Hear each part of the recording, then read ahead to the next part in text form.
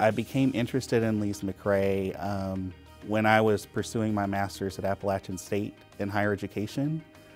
I was invited to campus to have sort of a hands-on experience in administration, and that was really my first opportunity to do that.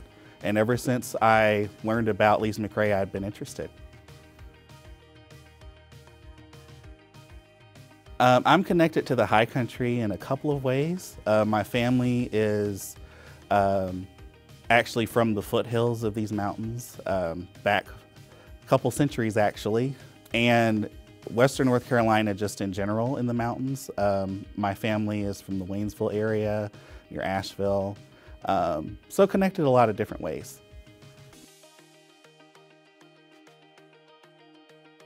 Well, right before taking this role, I was an HR consultant with a corporate firm specializing in diversity, equity, and inclusion issues for Fortune 500 companies. And so that's what I did immediately prior to coming here.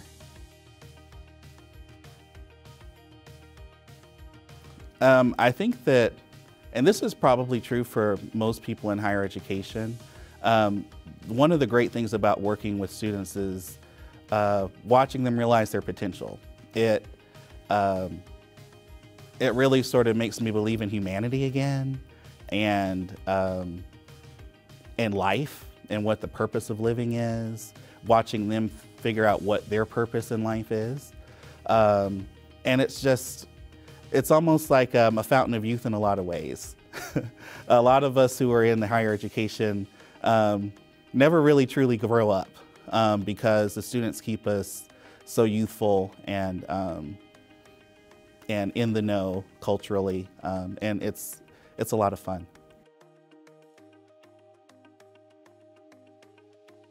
It really started with my family.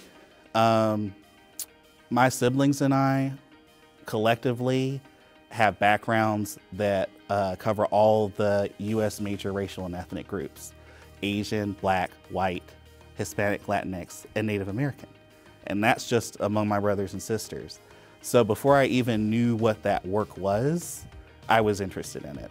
And then the professional interest came from a mentor of mine at Wake Forest, Dr. Barbie Oakes, who herself was actually the first chief diversity officer at my college where I went for undergrad. So, and here I am now.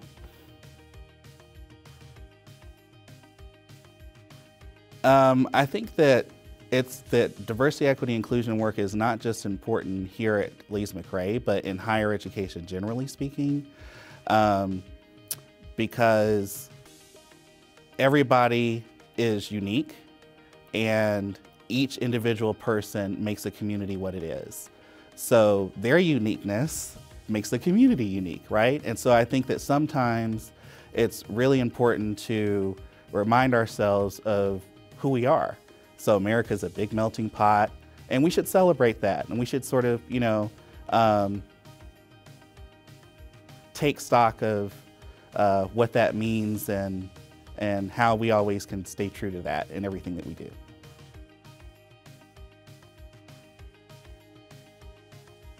Being the first in anything, but particularly in the first person on this campus to do this sort of work I view it as a great honor and a huge responsibility, and I don't take it lightly at all, because you're setting an institutional precedent, and not a lot of people in higher education get to do that anymore. And so I feel very lucky, and I feel the weight of the responsibility for sure, but it's exhilarating and it's exciting.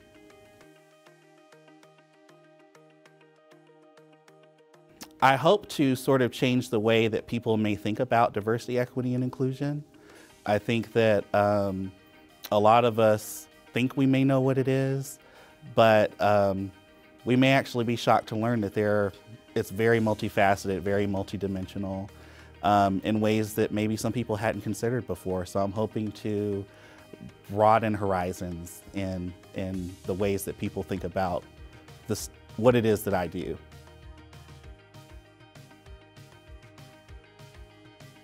Well, just this morning, for the first time, I was able to drive take part of the Blue Ridge Parkway into work. I mean, not a lot of people get to do that. And just the natural beauty of the place, it's really breathtaking. Everywhere you look looks like a photograph somewhere that some, famous painter of watercolor has produced. And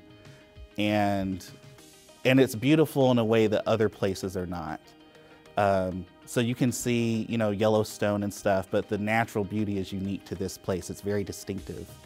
And I just never get tired of living in such a beautiful place.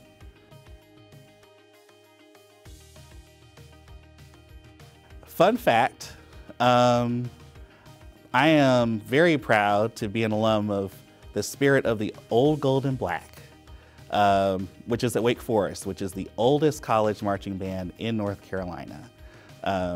So very proud of that. I was a band geek in college, so I don't always get to share that with people, and some people are shocked to learn that about me. I played mallet percussion, so the xylophone and marimba mostly, but also the cymbals. So I was in the pit, it's called, in band speak.